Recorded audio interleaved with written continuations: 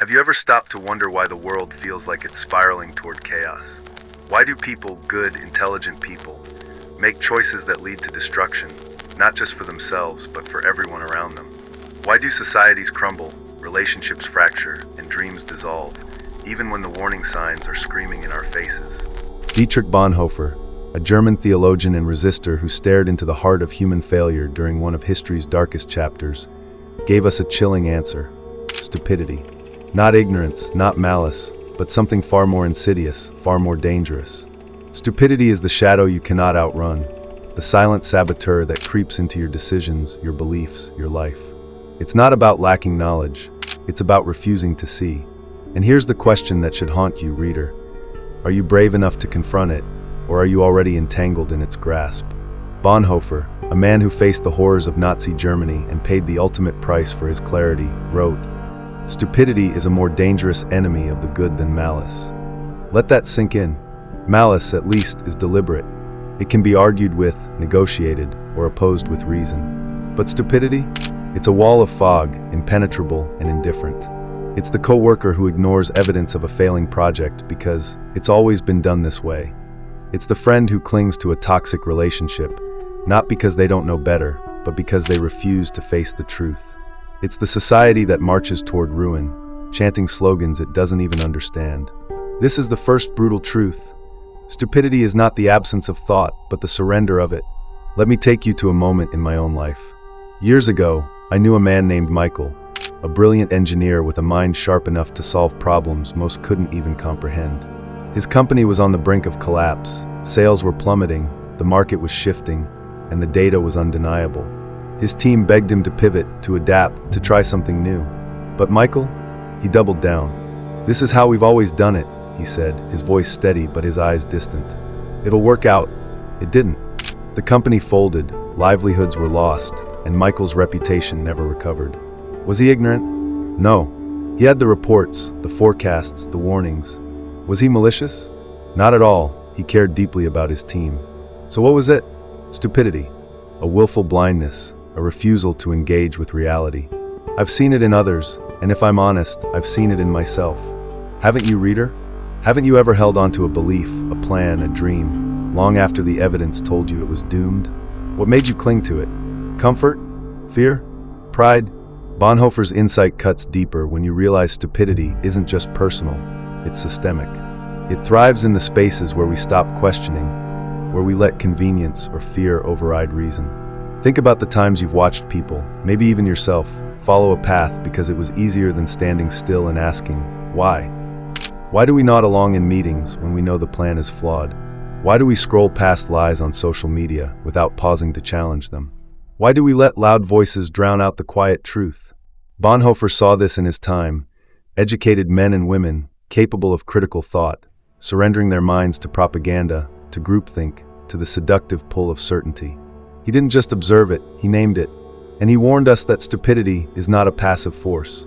It's active, it's a choice, and it's deadly.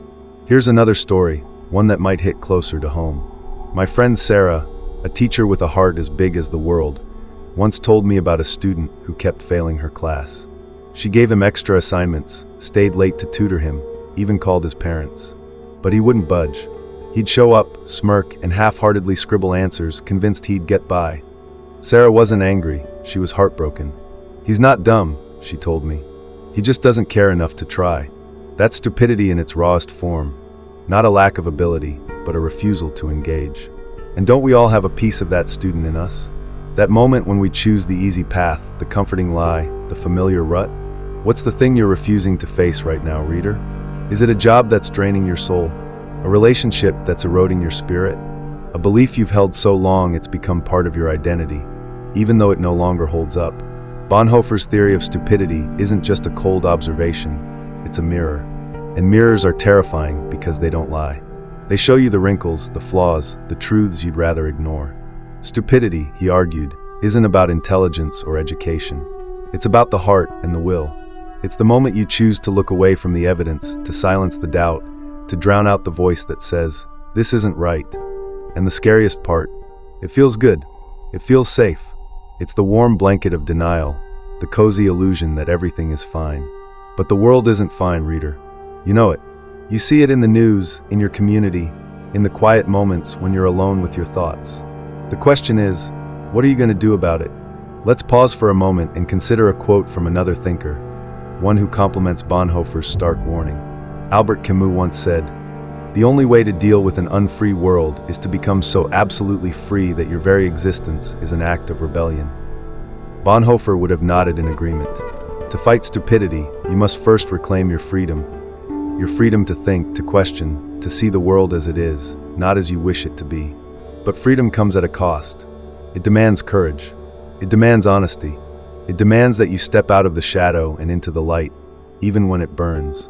So let me ask you again, are you ready to face the shadow of stupidity? Not in the world, not in others, but in yourself? Because that's where it starts. It's in the choices you make every day, the ones you don't even notice. It's in the moment you shrug and say, "That's just how it is." It's in the silence when you should speak, the agreement when you should dissent, the comfort when you should fight. Bonhoeffer didn't just give us a theory, he gave us a challenge. He dared us to see the world clearly, to think for ourselves, to resist the pull of mindless conformity. And he paid for that clarity with his life. This chapter isn't just an introduction, it's a wake-up call. The shadow of stupidity is everywhere, and it's closer than you think. It's in the habits you've never questioned, the beliefs you've never tested, the truths you've never dared to face. But you can outrun it, not by running faster, but by standing still, by looking at it, by naming it, by choosing right now to think, to question, to live. So what's it going to be? Will you let the shadow define you, or will you step into the light? The choice is yours, but you have to make it now. Why do we follow the crowd, listener, even when it's marching straight off a cliff? Why do we surrender our minds to the roar of the masses, to the rhythm of collective certainty, when deep down, we know something's wrong? Dietrich Bonhoeffer, a man who stood against the tide of his time, saw this force at work in the darkest corners of history. He called it stupidity, not the stupidity of a single mind, but the kind that festers in groups, that spreads like wildfire when people trade their individuality for the comfort of belonging. It's a seduction, listener, and it's one you've felt, that pull to blend in, to nod along, to silence the nagging voice inside you. Have you ever stopped to ask, what am I giving up when I follow the crowd? Bonhoeffer, watching the rise of a regime that turned neighbors into betrayers, wrote, "The power of the one needs the stupidity of the other." Think about that. Evil doesn't thrive because people are inherently cruel. It thrives because they let themselves become tools, cogs in a machine they don't even understand. The second brutal truth is this: stupidity is contagious. It spreads like a virus when we abandon our own reasoning to fit in, to avoid the discomfort of standing out. It's not just about agreeing with the loudest voice. It's about letting that voice drown out your own. Have you ever felt it, listener? That moment when you went along with something you knew was wrong, just because everyone else did? Maybe it was a workplace decision that felt off, a social trend you didn't believe in, or a silence when you should have spoken up. What stopped you? The fear of being alone? The warmth of the crowd's approval? Bonhoeffer saw this on a far grander scale. In his time, he watched educated people, doctors, teachers, lawyers, fall in line with an ideology that promised unity but delivered destruction. They weren't fools. They had knowledge, skills, even morals. But they surrendered their critical thinking to the crowd, to the slogans, to the flags waving in the streets. Why? Because the crowd is seductive. It offers safety, certainty, a sense of belonging. It whispers, you don't need to think, just follow. And that's where stupidity takes root. It's not about being unintelligent. It's about choosing not to think at all. It's about letting the group's momentum carry you, even when you see the cliff ahead. Bonhoeffer's warning is stark. Stupidity thrives in groups because it preys on our deepest human need, to belong. It's why people chant slogans they don't understand, why they defend ideas they haven't examined, why they turn away from truth for the sake of fitting in. And the scariest part? It feels good. The crowd wraps you in its arms, tells you you're right, you're safe, you're one of us. But at what price, listener? What happens when the crowd is wrong? When it's leading you toward ruin? Bonhoeffer saw entire nations seduced this way, their moral compasses shattered not by force, but by the lure of collective certainty. And he paid with his life for refusing to join them. Let's anchor this with a voice from another time. Philosopher Soren Kierkegaard once said, "The crowd is untruth." He meant that truth doesn't live in numbers. It lives in the individual who dares to think, to question, to stand apart. Bonhoeffer lived this. He saw the crowd's seduction and chose to resist, even when it meant standing alone. But here's the hard question, listener. Do you have that kind of courage? When the room is shouting one thing, can you be the one voice that says, wait? When everyone's nodding, can you be the one to shake your head? It's not easy. It's terrifying. The crowd doesn't just want your agreement, it wants your soul. So listener, let me ask you, where are you following the crowd right now? Is it in your workplace, where you nod to keep the peace? Is it in your social circles, where you echo opinions you haven't examined? Is it in the way you consume information, scrolling past lies because everyone else does? The seduction of the crowd is powerful, but you are stronger. You have a mind, a voice, a conscience. Bonhoeffer's warning isn't just a history lesson, it's a call to action. The crowd will always pull at you, promising safety, belonging, certainty. But it's a lie. Truth doesn't live in the crowd, it lives in you. In your doubts, your questions, your willingness to stand apart. This isn't about being contrary for the sake of it. It's about being honest. It's about refusing to let the crowd think for you. So listener, what's it going to be? Will you let the crowd carry you, or will you step out of its shadow? The choice is yours, but you have to make it now. Because the longer you wait, the tighter its grip becomes. What if the greatest threat to your clarity, listener, isn't the world outside but the one within? What if the most dangerous lies are the ones you tell yourself? Dietrich Bonhoeffer, a man who wrestled with the darkest truths of his time, didn't just point his finger at the stupidity of crowds. He turned it inward, forcing us to confront a chilling reality. Stupidity begins in the heart. It's not the noise of others that blinds you. It's the quiet stories you whisper to yourself, the illusions you cling to, the truths you refuse to face. Have you ever dared to hold up a mirror to your own mind, listener? Or are you too afraid of what you'll see? Bonhoeffer believed that stupidity isn't just a product of external forces. It's a choice, a self-inflicted wound. He wrote, "The process of becoming stupid is a kind of self-deception." Let that land. Self-deception. It's the moment you convince yourself that everything's fine when it isn't, that you're right when you're wrong, that you don't need to change because the world should bend to you. This is the third brutal truth. Stupidity is a lie you choose to believe. It's not about lacking intelligence or knowledge. It's about turning away from the evidence staring you in the face. It's the belief you hold, not because it's true, but because it's comfortable. Tell me, listener, what's the lie you're telling yourself right now? Is it that you're too busy to fix what's broken? That you're fine when your soul is screaming? That you'll deal with it later, when later never comes? Think about it. How often do you justify a choice, not with reason, but with excuses? You know the ones. This is just how I am. It's not my fault. I don't have a choice. These aren't truths. They're walls you build to shield yourself from reality. Bonhoeffer saw this in his era, watching people, good, educated people, convince themselves that silence was safety, that compliance was virtue, that ignorance was peace. They weren't forced into stupidity. They chose it, one self-deception at a time. And here's the question that cuts deep, listener. Where are you doing the same? Where are you choosing the easy lie over the hard truth? Self-deception is seductive because it feels like control. It's the story you craft to make sense of your failures, your fears, your regrets. Maybe you tell yourself you're not good enough, so why try? Or that you're better than others, so you don't need to listen. Maybe you tell yourself the world is too broken to fix, so you stop caring. These stories aren't just thoughts, they're chains. They bind you to a version of yourself that's smaller, weaker, less alive than you're meant to be. And the scariest part? You're the one forging them. Bonhoeffer's warning is clear. Stupidity isn't something that happens to you. It's something you do to yourself. Every time you ignore the doubt in your gut, every time you dismiss the evidence, every time you choose comfort over courage, you tighten the chains. What's the chain you're forging right now, listener? What truth are you running from? Let's anchor this with a voice from the past. Socrates, the philosopher who challenged Athens to think, declared, "The unexamined life is not worth living." Bonhoeffer would have agreed. To break free from self-deception, you must examine yourself, ruthlessly, relentlessly. You must hold up the mirror and ask, why do I believe what I believe? Why do I do what I do? Is it true, or is it just familiar? These questions are terrifying because they strip away the lies you've built your life around. They force you to face the flaws, the fears, the failures you've buried. But they also set you free. They remind you that you're not a prisoner of your own mind, unless you choose to be. Here's where it gets harder, listener. Self-deception isn't just about the big lies. It's in the small ones, the ones you barely notice. It's in the way you avoid that difficult conversation because it's not the right time. It's in the way you scroll past a painful truth because it's easier to stay distracted. It's in the way you cling to a habit, a belief, a routine, not because it serves you, but because it's safe. Bonhoeffer saw this in his time. People deceiving themselves into thinking their silence was neutrality, their obedience was loyalty, their apathy was peace. But it wasn't. It was stupidity, dressed up as wisdom. And it cost them everything. What's it costing you, listener?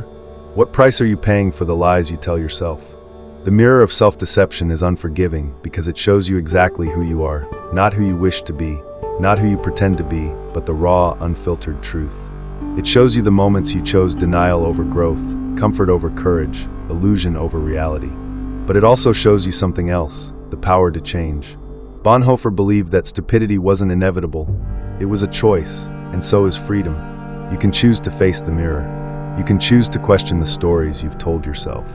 You can choose to break the chains. But it starts with a single brave act, looking at yourself and asking, what am I afraid to see? How do you break free from the grip of stupidity? How do you escape the fog of self-deception, the seduction of the crowd, the shadow that clings to your every step? Dietrich Bonhoeffer, a man who faced the ultimate test of clarity in a world gone mad, believed the answer lies not in grand gestures, but in a quiet, relentless act of courage, the choice to think for yourself. Liberation, he argued, comes through inner freedom, the ability to question, to doubt, to see the world as it is, not as you're told it should be. But here's the question that burns, listener. Are you ready to walk that path? Or will you let the weight of habit, fear, or comfort hold you back? Bonhoeffer's insight is both a lifeline and a challenge. He wrote, "The liberation of the individual comes only through the rediscovery of inner freedom."